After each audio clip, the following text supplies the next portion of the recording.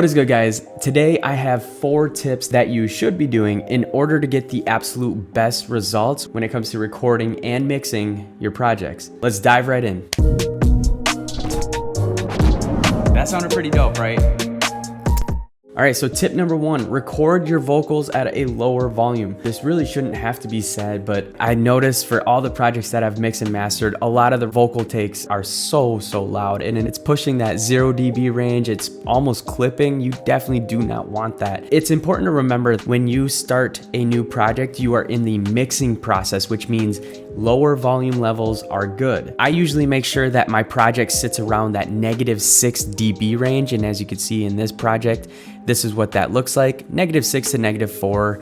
Before you start recording, you can always turn your volume levels down by using the faders. Remember, you can always turn up the volume in your audio interface. It's almost tricking your ears thinking that it is in fact loud, but really you still have that headroom that you need in order to master your project. Tip number 2, level vocal takes. You want to stay away from a vocal level that's almost peaking or hitting that 0 dB range, but in that same vocal take, it's as quiet as -19 dB.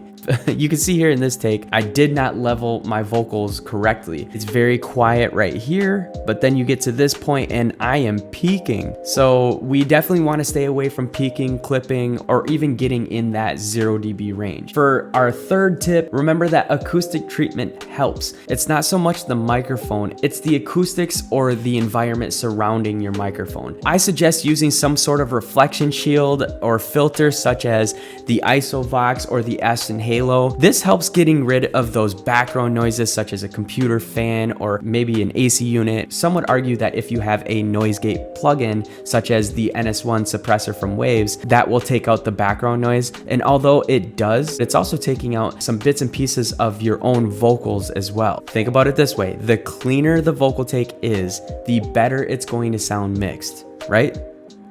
All right, on to tip number 4, use a good pop filter. Pop filters are underrated, man. It really helps with the unwanted plosive sounds and the harsh S sounds. It's going to help with the overall vocal cleanness, and you don't have to add as much plugins to help clean it up.